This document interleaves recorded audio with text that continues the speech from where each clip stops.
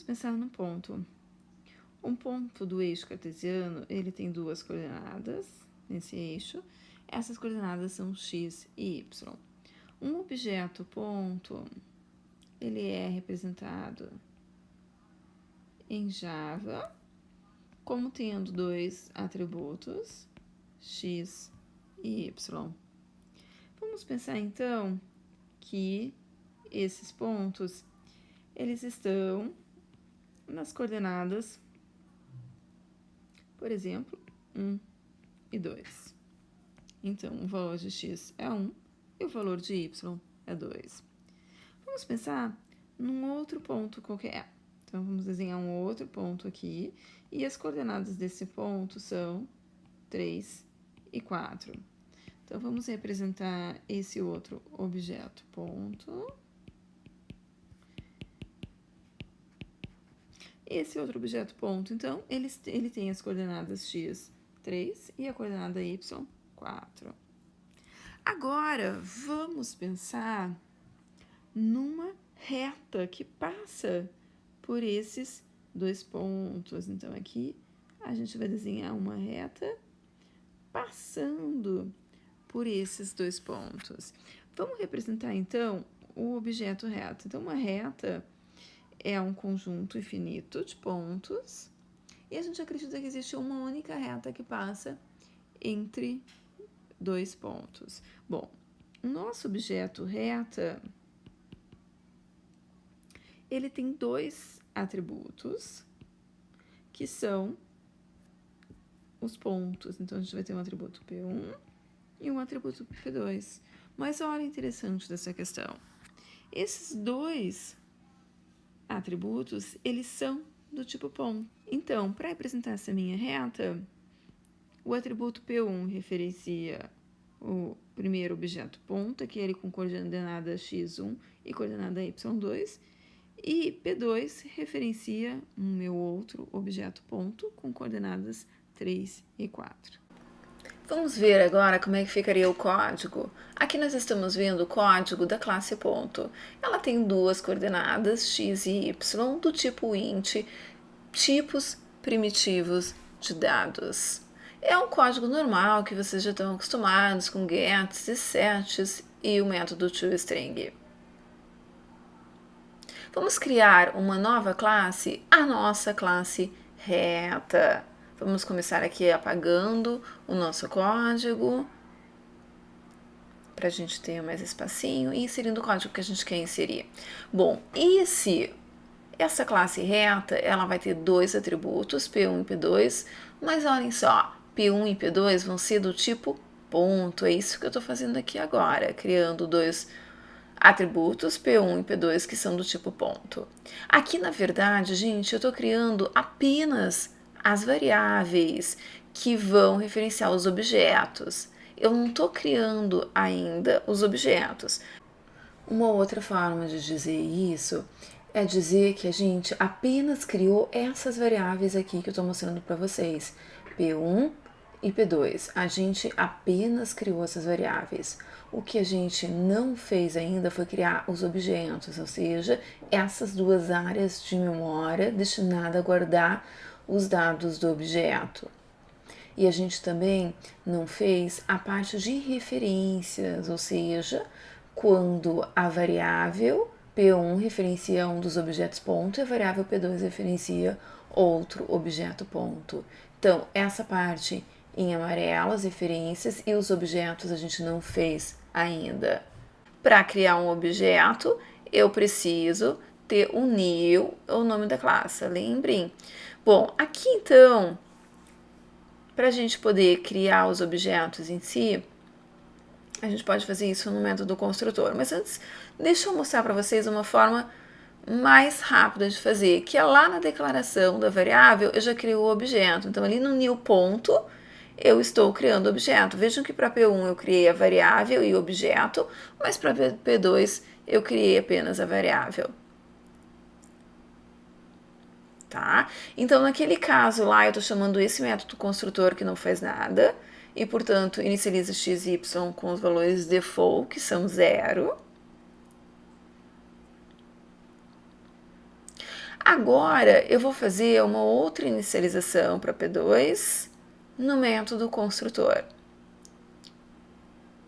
No método construtor da classe reta. Então, vamos inicializar de novo o P1. Vejam que agora eu estou criando um outro objeto e fazendo o P1 referenciar ele. Depois a gente vai apagar aquela linha lá em cima, P1 recebe new ponto, tá? Mas vamos nessa aqui. Bom, eu quero chamar o outro método construtor que inicializa x e y com valores. Então eu preciso passar valores para esse método construtor da classe reta, que depois vão ser utilizados para inicializar os pontos. Então, estou criando os parâmetros x1, y1, x2, y2, todos do tipo int. E agora, então, eu vou inicializar as coordenadas x e y do objeto ponto, referenciado pela variável P1 com x1, y1, e o objeto ponto, né, referenciado pela variável P2, vai ser inicializado com x2 e y2. Compilei, não deu nenhum problema. Ó, vamos criar um objeto reta agora, só para vocês verem, com valores diferentes de x e y, 1x e y2. Se eu inspecionar esse objeto, o que a gente vai perceber? Ó, que ele tem dois atributos P1 e P2 do tipo ponto. Esses atributos referenciam, né, objetos, são variáveis que referenciam objetos, e cada objeto ele tem seus valores x e y, para E1, e agora a gente está vendo o objeto P2 com seus valores x e y. Vejam que toda vez que eu crio uma reta, na verdade, eu crio três objetos, né? Aqui eu estou fazendo associação quando uma classe tem como atributo outras classes, tá? Bom, vamos agora pensar num outro método. Vamos fazer o método atualiza coordenadas. Vamos chamar ele de atualiza coordenadas P1. A gente quer atualizar apenas coordenadas do ponto P1. Então, eu vou passar as novas coordenadas do ponto P1 que eu quero atualizar.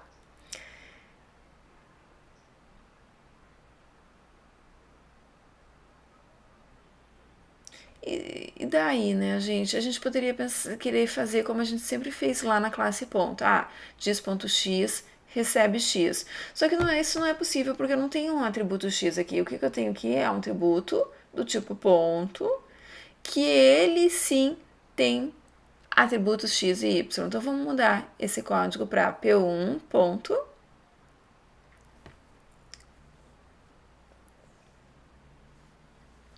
Aqui a gente até poderia querer fazer p1.x recebe x, mas o problema é que o atributo x de p1 ele é private. Então a maneira correta é a gente chamar o método setX para modificar o atributo x do objeto p1.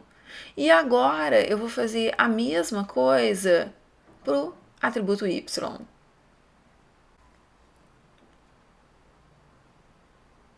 Bom, agora vamos criar um método que vai retornar o objeto P1. Bom, esse objeto ele é formado por duas coordenadas, então possivelmente a gente vai querer retornar essas duas coordenadas, x e y. Esse método se chama retorna P1. Só que em Java não é possível retornar dois valores, a gente só pode retornar um. Por isso nós vamos retornar um objeto ponto contendo as duas coordenadas x e y. E a única coisa que a gente tem que fazer então é retornar esse objeto P1. Compilamos, não deu nenhum erro, temos a nossa atualiza, o nosso retorna. Eu deixo como tema de casa vocês fazerem o atualiza a coordenada P2 e o retorna P2. Vamos criar então agora uma outra classe, a classe testa reta.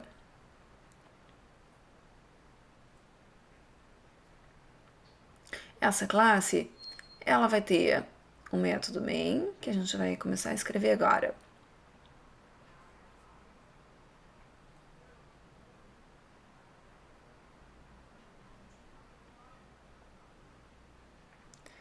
Então, nesse método main, a gente vai criar um objeto reta,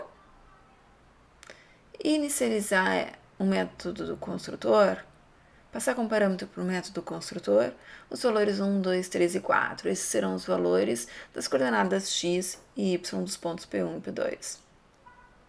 Agora, a gente vai chamar o método retorna. Então, estamos chamando o método retorna P1. Ele vai retornar um objeto ponto. O objeto P1 representando o ponto P1 da reta. E daí a gente está chamando o método toString desse objeto para a gente exibir os valores do ponto, as coordenadas x e y do ponto. Vamos compilar nosso programa e vamos executar. E tudo certo, né? Foi exibido então as coordenadas x e y do nosso objeto P1. Vou deixar então como tema de casa vocês visualizarem o outro ponto, fazer todo o código para mostrar o outro ponto também. E também completarem o código com os outros métodos, né, para o objeto P2. Mas antes da gente finalizar, olha só, gente, eu estou criando um objeto ponto para a variável P1 duas vezes, aqui na criação da variável e ali no método construtor logo embaixo. Isso está até redundante, né? Estou deixando o nosso programa com desempenho pior. Então, para melhorar esse código, vamos apagar essa primeira criação do ponto e vamos deixar apenas a segunda criação ali no método construtor, em que os objetos pontos estão sendo criados e já estão sendo inicializados. Agora sim, o nosso código está certinho. É isso aí, pessoal. Muito obrigada pela atenção de vocês. Espero que tenham gostado dessa videoaula. Tchau!